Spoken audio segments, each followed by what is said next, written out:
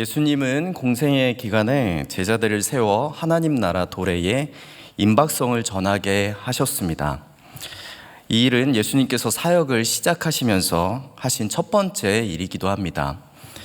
예수님께서 공생애를 시작하시면서 선포하신 말씀이 여러분 무엇이죠? 회개하라, 천국이 가까이 왔느니라. 이 말씀입니다. 이것이 하나님 나라의 도래의 임박성을 나타내는 말씀입니다. 예수님은 이 일을 제자들을 세워서 동일하게 맡기셨습니다. 그런데 성경의 기록을 살펴보면 두 가지 방식으로 제자들을 파송하신 것을 알게 됩니다. 첫 번째는 예수님이 12제자를 파송하시는 것입니다.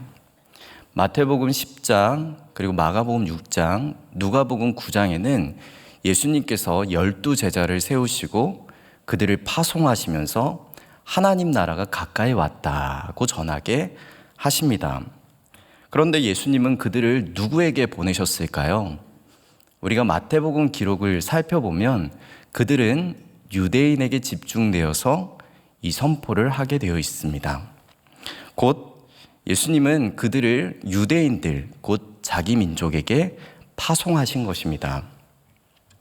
그런데 오늘 우리가 읽은 이 본문 70인을 세워서 예수님께서 파송하신 이 장면은 그 대상이 좀 다릅니다. 사본에 따라서 70인이라고 하기도 하고요, 72인이라고도 합니다. 그런데 70, 72 모두 유대인들에게는 정말 중요한 의미가 들어 있습니다. 그런데 우리가 읽는 이 성경에 70으로 기록되어 있으니 우리는 오늘 70에 맞춰서 그 뜻을 살펴보도록 하겠습니다. 여러분, 7은 유대인들에게 있어서 거룩한 숫자입니다. 그리고 완전한 수예요. 10 역시도 완전 수입니다. 7 곱하기 10 해서 70이죠. 곧 예수님께서 제자들을 세운 이 70, 이 70인을 세웠다는 것은 완전한 선교 공동체, 제자 공동체를 뜻합니다. 그리고 70은 창세기 10장에서 등장하는 도시의 수예요. 당시 창세기 10장이 기록되었을 그 당시에 있는 모든 민족을 뜻합니다. 그렇기 때문에 이 70인을 예수님께서 세우셔서 파송하셨다라는 의미는 예수님께서 가장 완벽한 선교 공동체를 세우셔서 그들을 열방 가운데 파송하셨다라는 의미가 담겨져 있습니다. 또한 이 기록은 누가복음에만 기록되어 있습니다. 70인 파송, 이 기록은 누가복음에만 있습니다. 그런데 누가복음은 특별히 이방인 선교에 집중되어서 기록된 하나님의 말씀입니다. 우리는 무엇을 생각할 수 있겠습니까? 12제자를 파송한 것은 그 안에 유대인들에게 집중되어 있는 선교 사역이라고 할 수 있겠는데, 70인을 세워서 파송한 이 사건은 유대인들 뿐만 아니라 이방인들에게도 그 대상이 집중되어 있다는 것을 우리는 확인하게 됩니다. 그렇다면 70인 파송 전에는 어떠한 사건이 있었을까요? 오늘 본문의 앞장인 누가복음 9장 중반 이후의 기록을 살펴보면 예수님의 제자도에 대해서 소개합니다. 그런데 예수님의 제자도를 봤을 때 예수님은 매우 강력한 제자도를 요구하세요. 예를 들어서 예수님께서 어떤 사람을 보시고 나를 따르라고 말씀하셨습니다. 그런데 이 사람이 나로 먼저 내 아버지를 장사하게 허락하옵소서라고 예수님께 오히려 역으로 간청을 해요. 이 사람이 정말 예수님을 따르고 싶은데 가정에 장례가 나서 이러한 얘기를 하는 것인지 아니면 거짓으로 핑계를 대는 것인지는 알 수 없습니다. 하지만 진실이라고 했을 때 예수님께서 그것을 거절하시고 무엇을 말씀하시냐면 죽은 자들로 자기의 죽은 자들을 장사하게 하고 너는 가서 하나님의 나라를 전파하라. 꼭 말씀하신다면 이렇게 말씀하셨거든요. 그런데 이게 만약에 진실이라면 이 사람에게 있어서 예수님은 어떠한 분으로 비춰지겠습니까? 와, 참 예수님 너무 잔인하신 거 아닌가. 우리 아버지가 지금 돌아가셔서 내가 장례를 치르고 예수님 따르겠다는데 왜 이것조차 허락하지 않으시는가? 이렇게 생각하지 않겠습니까? 이어서 다른 사람이 예수님께 다음과 같이 말합니다. 주여, 내가 주를 따르겠나이다마는 나로 먼저 내 가족을 작별하게 허락하소서. 무슨 말입니까? 예수님, 내가 예수님 따르겠습니다. 그런데 그래도 최소한 가족들이랑 작별 인사는 하고 따를게요. 여러분, 이거 너무 당연한 얘기 아닙니까? 예수님을 따라가는데 가족들과 최소한의 인사는 하고 가겠습니다. 그런데 예수님은요, 이 반응에 있어서도 되게 냉철하게 말씀하세요. 예수님은 손에 쟁기를 잡고 뒤를 돌아보는 자는 하나님의 나라에 합당하지 아니하니라. 손에 쟁기를 잡고 뒤를 돌아보는 자는 하나님의 나라에 합당하지 않다. 가족 인사 물론 중요하겠지만 뒤를 돌아보는 거, 이것은 하나님의 나라에 합당하지 않다라고 말씀하시는 것입니다. 여러분, 우리가 기대하는 예수님의 모습은 어떠한 모습입니까? 첫 번째 사람 같은 경우는 그래, 장례 잘 치르고 와, 위로해드리고 와. 우리가 기대하는 예수님의 모습은 그런 모습 아닙니까? 그리고 두 번째, 그래, 가족들하고 충분히 인사하고 와, 식사도 함께 하고 와, 그리고 우리 함께 잘 가보자. 이렇게 좀 사랑으로 안아주시고 다독여주시는 모습을 우리가 좀 예상하잖아요. 예수님에 대한 그 기대의 모습이 좀 그렇지 않습니까? 그런데 예수님은 매우 흥분된 상태로 고조되어서 그것을 거절하시고 되게 과격한 헌신을 요구하시거든요. 어떤 주제 앞에서요? 하나님 나라를 전하는 거에 있어서는 양보가 없으세요. 예수님은 가정사, 심지어는 부모님에게 인사드리는 거 양보할 수 없다는 거예요. 하나님 나라를 전하는 거에 있어서는 그 다른 것도 어떠한 것도 양보할 수 없다. 당장 해야 된다. 여러분, 예수님께서 이렇게 급하신 거 보셨습니까? 예수님 엄청 급하세요. 왜냐하면 하나님의 나라가 도래했기 때문에, 하나님의 나라가 왔기 때문에 예수님께서 그 하나님의 나라를 전하는 거에 있어서 매우 급하신 거예요. 그 긴박성, 그 무엇보다 가장 중요한 일이 펼쳐졌으니 예수님은 그것을 지금 제자들에게 요구하시는 것입니다. 그렇게 해서 예수님이 한 명 한 명 세우셨습니다. 그래서 70인이 됐어요. 여러분, 완벽한 사람이지 않겠습니까? 제가 처음에 말씀드렸던 7 곱하기 10, 완전한 제자도의 그 모습을 가지고 있는 선교 공동체 70인을 하나님께서 예수님을 통해 세우신 것입니다. 그래서 이들이 이제 파송되어서 떠납니다. 누가복음 10장 1절 말씀에 그 후에 주께서 따로 70인을 세우사 친히 가시려는 각 동네와 각 지역으로 둘씩 앞서 보내시며, 여러분 이제 떠납니다. 그런데 그들이 가야 하는 장소가 어디입니까? 그들은 예수님이 친히 가시려고 한 동네와 각 지역으로 갑니다. 예수님께서 가시는데 미리 앞서 가는 겁니다. 둘씩이요. 여러분, 군대에서는 천병이라고 있습니다. 천병은 본대가 들어가기 전에 미리 앞에서 들어가서 정찰하고 상대 군대가 어떠한지 진영을 살피고, 그리고 우리가 준비해야 되는 것은 무엇인지를 이 정찰해서 보고해주는 역할을 합니다. 마치 천병과 같아요. 둘씩 파송해서 예수님 곧 본대가 들어가시기 전에 미리 그 길을 예비케 하는 역할을 이 제자들이 하는 것입니다. 그리고 둘씩 보냈어요. 여러분, 왜 둘씩 보냈을까요? 물론 서로 격려하고 위로하고 힘이 되어주기 위해서 그렇게 둘씩 공동체로 보냈을 수도 있습니다. 하지만 더 큰 이유는 증언의 유효함을 주기 위해서입니다. 선교 후에 보고를 할 때 그 보고가 정말 사실인지를 확증하기 위해서 증인의 역할로 함께하기 위해서 둘씩 보내는 것입니다. 그리고 그들이 하지 말아야 할 것이 있습니다. 누가복음 10장 4절 말씀에 보면 전대나 배낭이나 신발을 가지지 말며 길에서 아무에게도 문안하지 말며. 여러분, 전대는 지갑을 뜻해요. 전대를 가지지 말라고 합니다. 지갑을 갖지 말아라. 무슨 의미입니까? 돈 가져가지 말아라는 것이에요. 돈을 의지하지 말아라.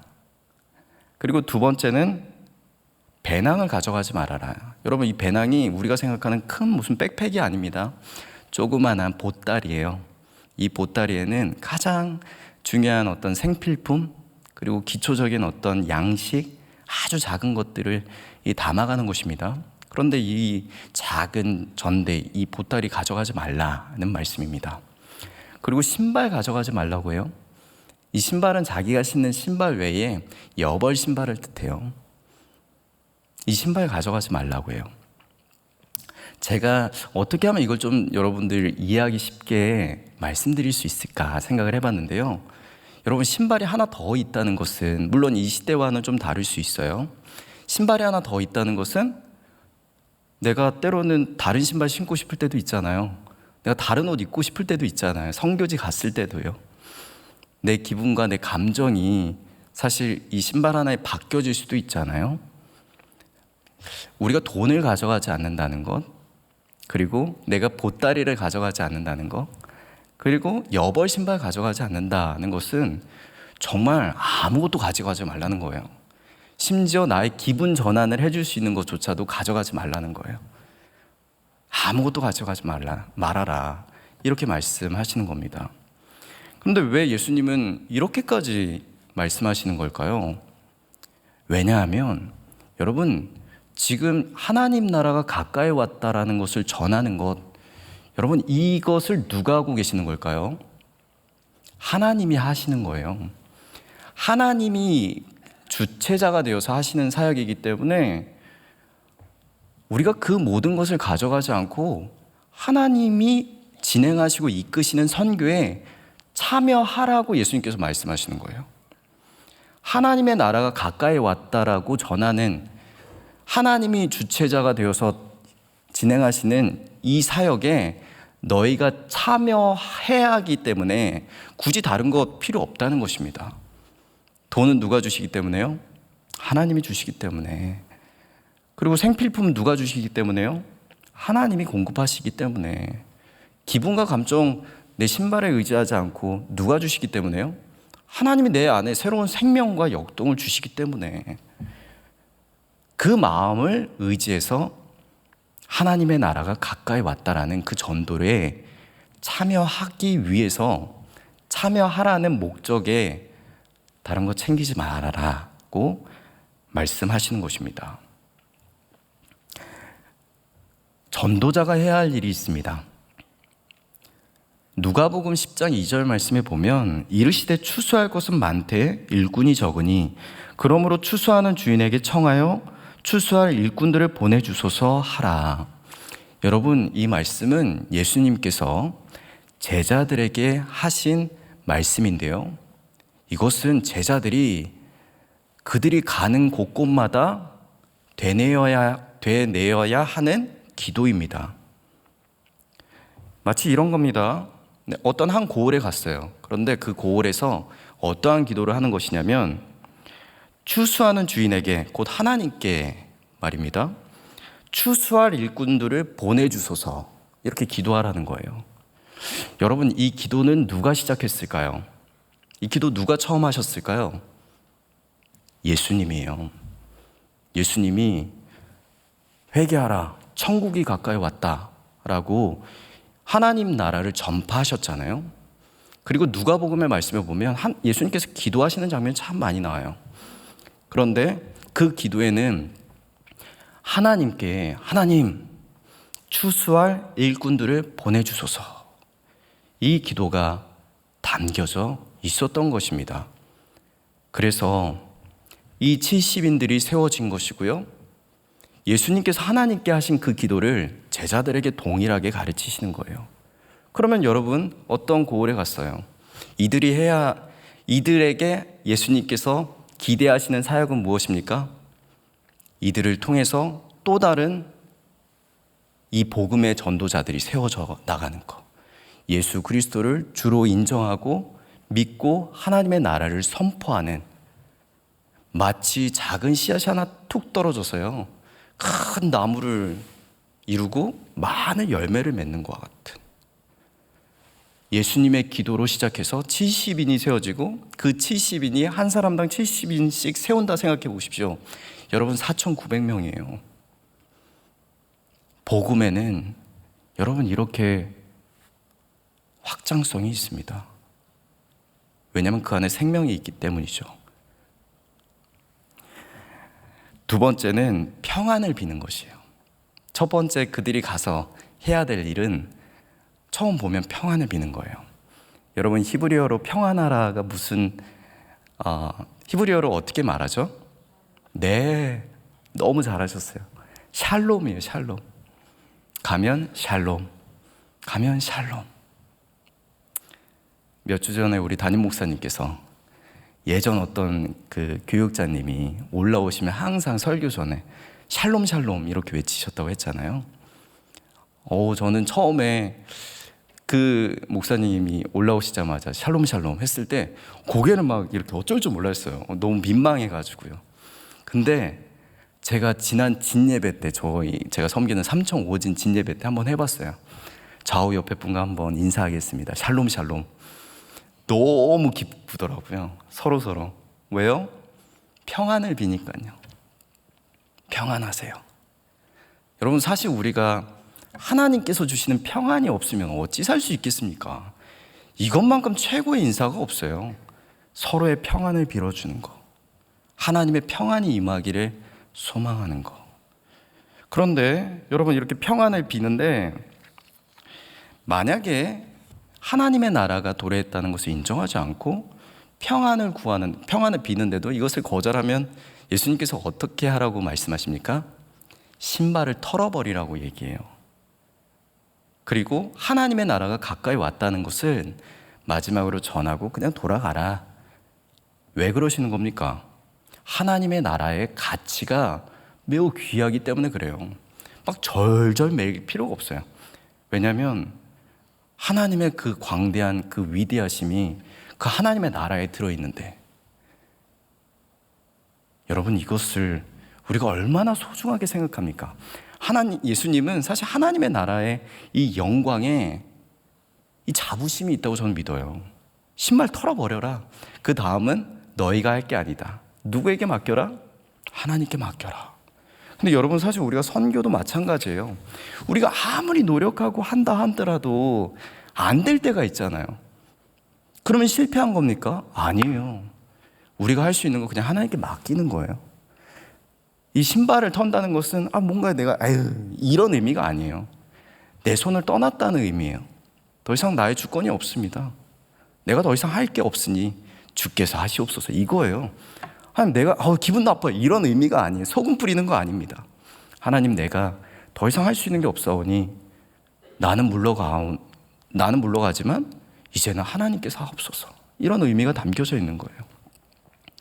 결국 이 모든 것은 하나님이 하시니까 하나님이 완성하소서, 이런 의미가 있는 것입니다. 시간이 지나고 난 다음에 드디어 오늘 본문으로 들어갑니다.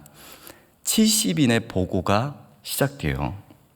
여러분, 누가복음 10장 17절 말씀에 보면 주의 이름이면 귀신들도 우리에게 항복하더이다. 여러분, 이걸 보고하는 70인은 어떤 모습이었을까요? 제가 좀 지금 이렇게 차분하게 좀 이렇게 조용히 얘기해서 그렇지만 과연 이들은 이렇게 얘기했을까요? 아니요, 아마 난리가 났을 거예요. 막 여기저기 와 환호성이 일어나고 열광하고 폭발했을 거예요. 이야, 예수님으로 이름으로 선포하니까 귀신이 떠나갔어요. 귀신도 항복하더라고요. 야, 진짜 대박이었어요. 막 이러지 않았겠어요, 여러분? 우리가 이 구절을 통해서 제자들이 예수님의 이름으로 귀신을 쫓아낸 거예요. 근데 여러분, 우리가 생각해 봐요. 우리의 눈앞에서 선교지에서 귀신이 쫓아났어요. 갑자기 안징배기가 일어났어요. 만약에요. 다리가 아프신 분이 일어나셨어요. 만약에. 그러면 어떻게 되겠어요? 우리는 그 현상과 결과만을 보고 열광할 수도 있지 않겠습니까? 그런데 예수님께서는 좀 반응이 냉랭하십니다. 우리가 누가복음 10장 18절 말씀에 보면 사탄이 하늘로부터 번개같이 떨어지는 것을 내가 보았노라. 이미 예수님께서 사탄이 하늘로부터 번개같이 뚝 떨어지는 것을 보셨대요.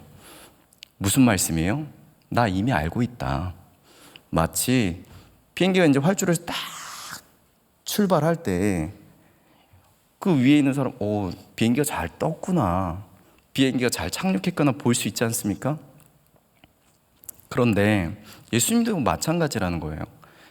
그러한 능력과 그러한 역사가 있다는 거 내가 잘 알고 있다. 그리고 누가복음 10장 19절 말씀에 내가 너희에게 뱀과 정갈을 밟으며 원수의 모든 능력을 제어할 권능을 주었으니 너희를 해칠 자가 결코 없으리라.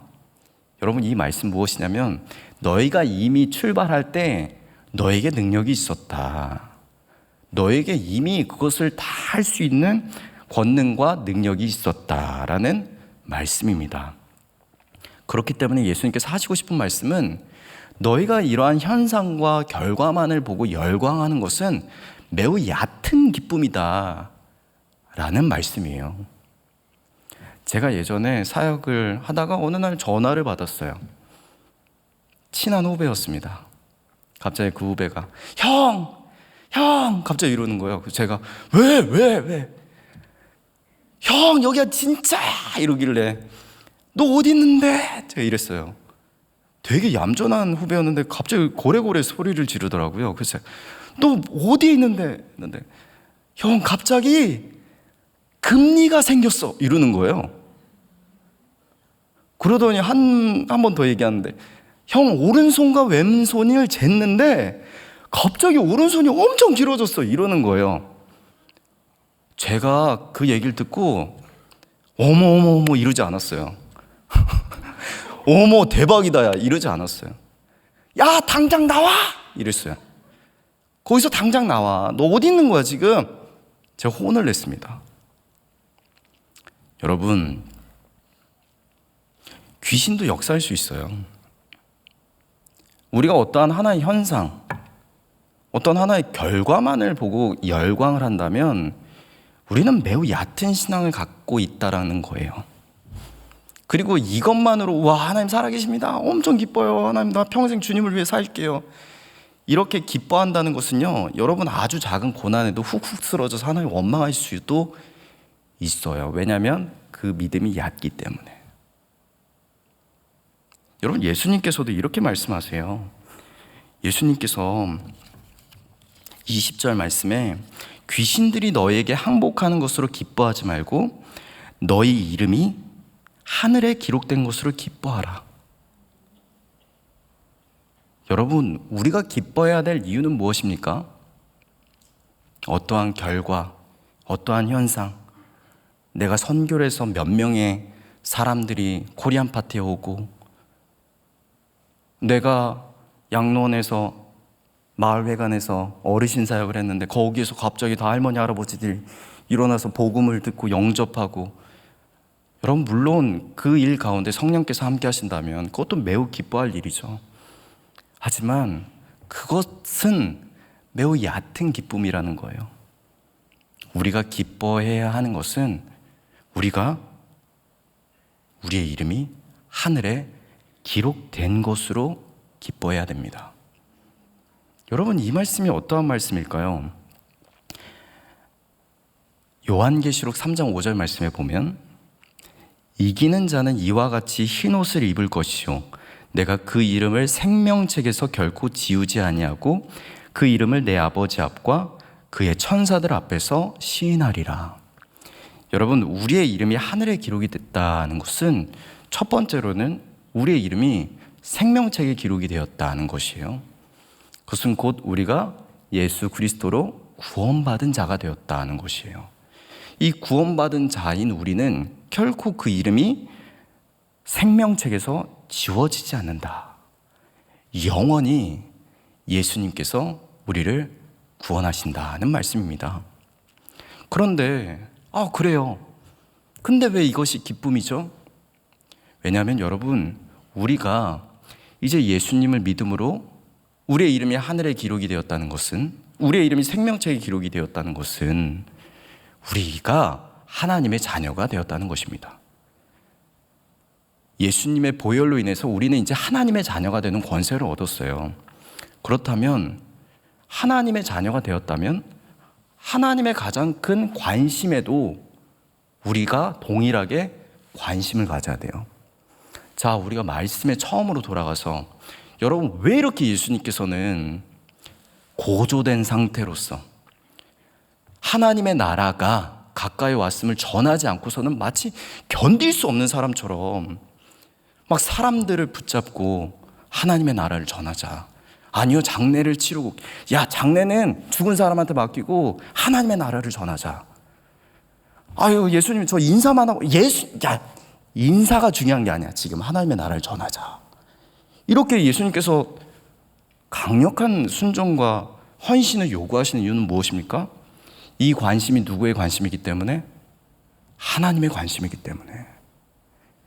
당신의 나라가 왔다는 것을 전하는 것이 하나님의 관심이기 때문에 하나님의 아들이신 예수님께서 참을 수가 없는 거예요. 이 소식을 전하지 않고서는 참으실 수가 없는 거예요.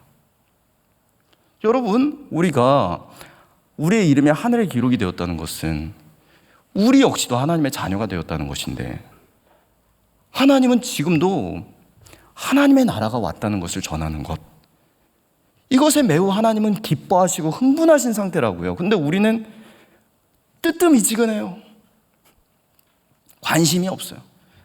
하나님의 나라가 왔건 말건 나는 지금 오늘 하루가 살기가 힘듭니다.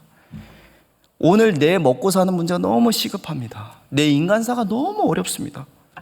하나님은 하나님의 당신의 나라가 예수 그리스도를 통해 이 땅에 왔다는 것이 전해지는 게, 곧 복음이 전해지는 게 가장 중요한 일인데, 우리는 어때요?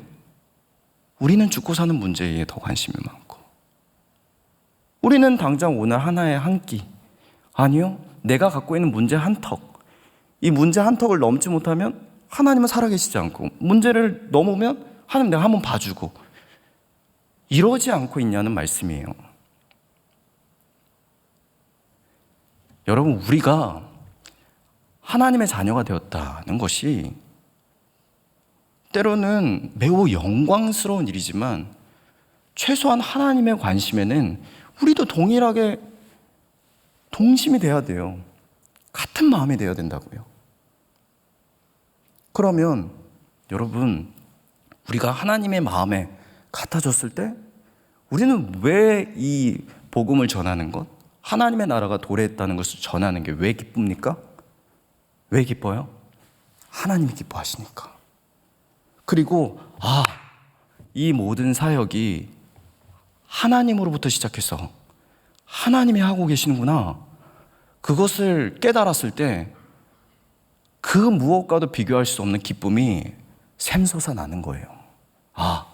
이 선교는 하나님의 선교였구나.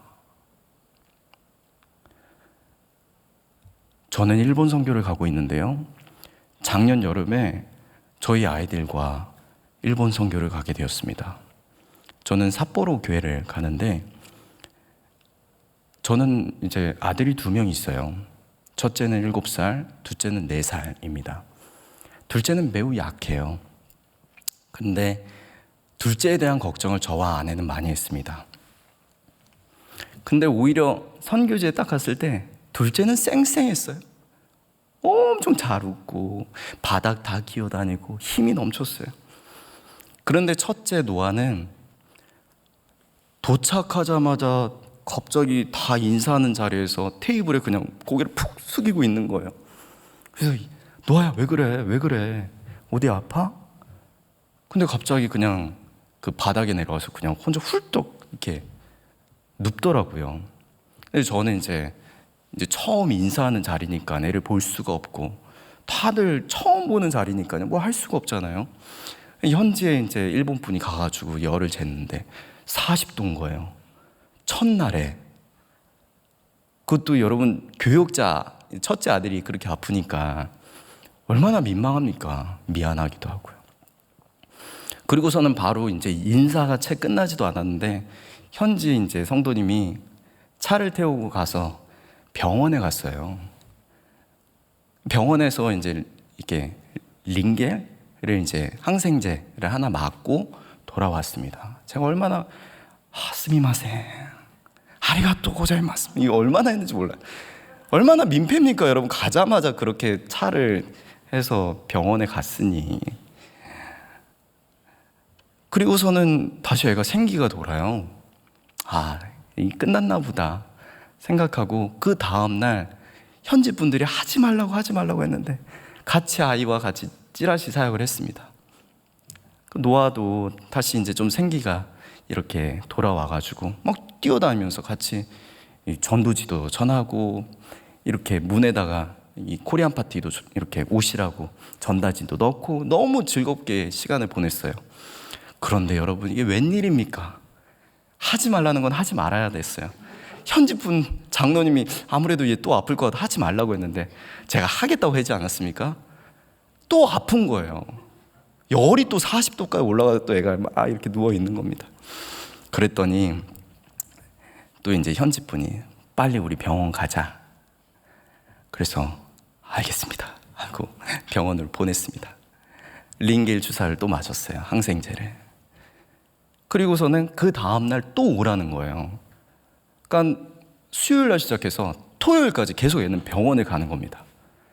토요일 날도 병원에 오라고 하는데 현지 분이 이제 장로님이 오늘은 꼭 가야 된다라고 얘기하시니까 어떻게 그냥 안 된다고 합니까? 그래서 감사합니다 하고 또 보냈어요. 그렇게 토요일까지 가게 됐는데 토요일 날 그 병원 이름이 노엘 병원이에요. 저희 둘째 이름이 노엘이거든요. 근데 그 병원이 노엘 병원이에요. 그 목사님이 아니죠. 그 의사 선생님이 이상하게 생각한 거예요. 아니 왜 한국에서 도착해서 40도라고 하면 왜 왔냐? 왜 왔냐? 근데 같이 따라갔던 이제 장로님이 사실은 우리 교회에 이제 온 선교팀인데 우리가 코리안 파티가 있고 여기에서 이렇게 일본 현지 분들한테 이런 공연을 하려고 한다. 이렇게 전한 거예요. 그런데 애가 병원을 한 3번, 4번 가니까 간호사님들이랑도 이제 안면이 생긴 거예요. 그래서 작은 편지를 하나 써줬어요. 노아야, 다음엔 아프지 말고 삿포로 와. 이거를 구글로 찾아가지고 한글로 삐뚤빼뚤해서 노헤루 병원 이렇게 해서 보내주신 거예요. 근데 그걸 딱 받자마자 이때다 생각하고 아까 말씀드렸던 그 장로님이 전도지를 갖다 드린 거예요. 원래 여러분 일본에서는 그런 병원이나 이런 관공서에 전도지를 넣을 수가 없어요. 그런데 이렇게 전도지를 드릴 수 있는 그런 관계가 되어진 겁니다. 그래서 노아가 전도지를 드리고 내일 보자고 얘기를 했어요. 내일이 주일이에요. 코리안 파티가 있는 날. 여러분 그때 간호사님들이 2 가정이 아이를 데리고 코리안 파티에 오신 거예요. 와, 제가 그 모습을 보고서 이 조그마한 아이가 무엇을 할 수 있을까? 이 아픈 노아가 이거 무엇을 할 수 있을까? 이런 생각을 많이 했는데 선교는 하나님이 하시는구나. 복음을 전하는 것은 우리가 감히 예측할 수 없는 방식으로 하나님은 일하시는구나. 작은 아이도 하나님께서 기뻐하시고 쓰시면 복음이 전해지는 통로로 사용되어질 수 있구나. 여러분, 선교는 하나님이 하십니다. 이 선교를 하나님이 하신다는 걸 내가 깨달을 때 기쁨이 있는 거예요. 귀신이 떠나갈 수 있어요. 어떠한 역사가 일어날 수 있어요. 하지만 그 현상과 그 반응에 열광하기보다 그냥 그것은 당연한 거예요. 왜냐하면 하나님이 하시기 때문에 하나님께 영광을 돌리면 그만입니다. 그런데 중요한 본질은 무엇이에요? 이 선교의 시작과 끝을 하나님께서 하시는구나. 이것을 알 때 우리에게 정말 말할 수 없는 기쁨이 샘솟는 것입니다. 내 손을 들어 하나님이 일하시는구나. 우리 팀원들을 통해서 하나님 역사하시는구나.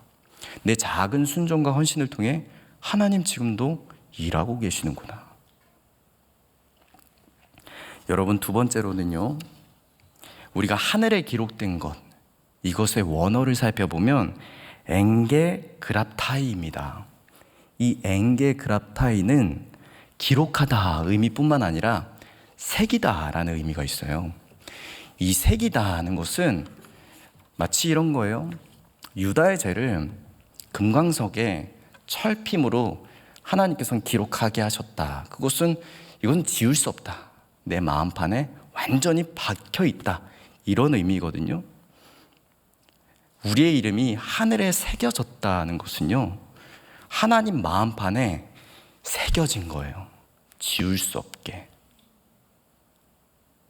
그 무엇으로도 지울 수 없는 하나님의 가슴팍에 나의 작은 순종이 하나님의 기쁨으로 새겨지는 것입니다. 여러분, 이렇게 새겨진 것은 다른 의미로 하나님이 기억하신다는 거예요. 하나님이 기억하신다. 여러분, 이 순종은요, 절대 나의 의가 될 수 없어요. 내가 이렇게 한번 순종했다. 이거 나의 의다. 아니요. 그것은 잘못된 교만입니다. 우리가 마땅히 드려야 할 자세예요. 하나님께. 하나님의 자녀가 된 우리가 하나님께 순종한다? 저는요, 사실 순종보다는 복종을 좋아해요. 그냥 자연스러운 반응으로 나오는 거. 하나님 말씀하시면, 예, 하나님. 내가 이거 할까 저거 할까 이게 아니라 하나님이 말씀하시면, 예, 하나님, 제가 여기 있습니다. 바로 그냥 복종하고 나의 무릎을 꿇고 주의 뜻을 듣는 거.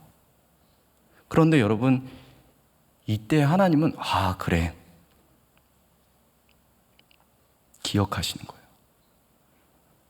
제가 최근에 이제 싱어게인 3를 보는데요, 다른 분들 감상평이 얼마나 화려합니까? 근데 제가 꼭 따라하는 분이 한 분 있어요. 임재범 씨예요. 임재범 씨 여러분 보십니까?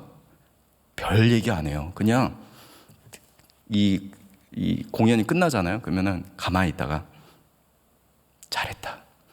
이게 끝이에요. 잘했어.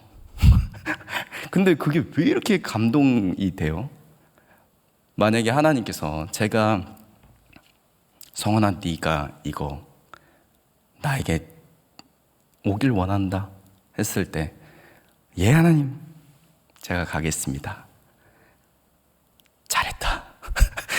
이 말 한마디 들으면 저 필요 없어. 아무것도 필요 없을 것 같아요. 너무 행복할 것 같아요. 너무 기쁠 것 같아요.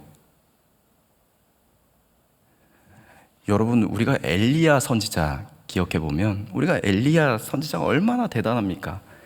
근데 거기서 놓치는 분들이 있어요. 누구냐면 하나님께서 인정하시는 7,000명이에요.